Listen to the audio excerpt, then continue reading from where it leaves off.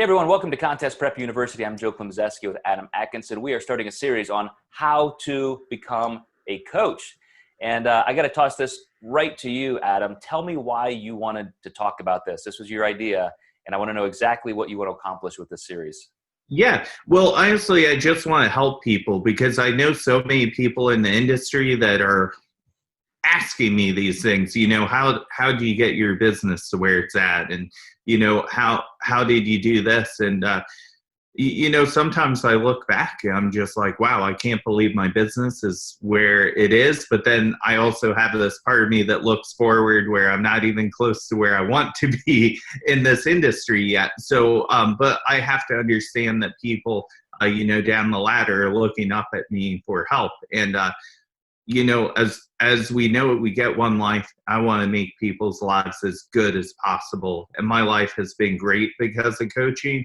And if I can just share that as a potential legacy, this is why it's something I wanted to share in a series. Cool. Well, before we even get into the topics that we want to discuss, let's continue on just talking about the premise a little bit. If you did have a potential coach come to you and say, hey, I'm really thinking about this, I think it looks amazing, what would be the first thing that you tell them? And don't get into necessarily all the topics we're going to discuss, but what's kind of the big premise view that you would say, here's what you need to consider if you want to become a coach?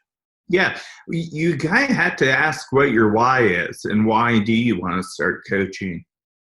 I know for myself is I just saw so many people struggle with weight loss. I grew up with women primarily, and I grew up with beautiful women that had no idea how beautiful they were. And it was all associated with their weight. All their negative connotations were associated with their weight. If I could fix that for a lot of people, that was something that I wanted to do.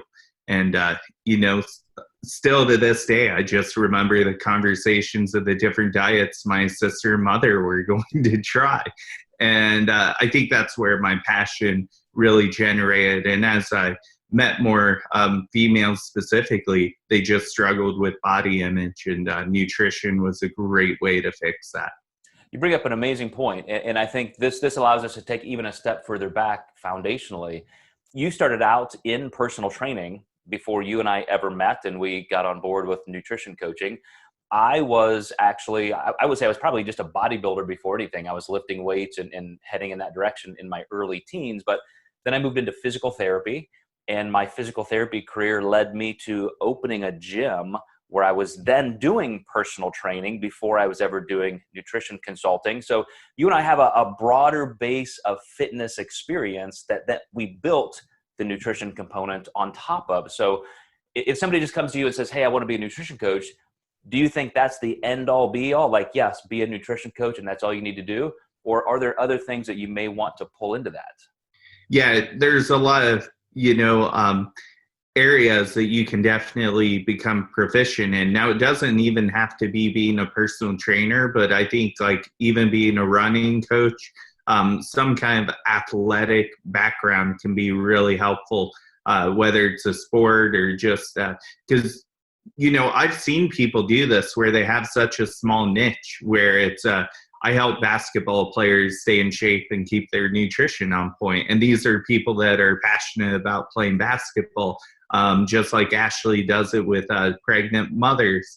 You can find these small niches as well.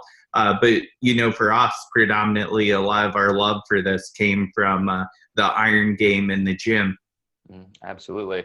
And is there anybody that you would say, you probably shouldn't do this? What would your warning be to somebody? Oh man, that's a tough one. I mean, I think there's personality traits. You've got to be able to roll into the punches with this game.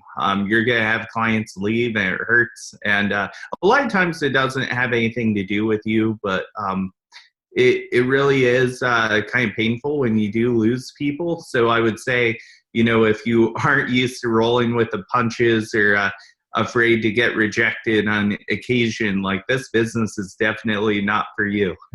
And that's exactly what we're going to talk about to wrap this up several episodes from now, which is the business aspect. And I think that can be the most difficult for a lot of people. So you guys stay tuned. Thank you, Adam, so much for that great introduction.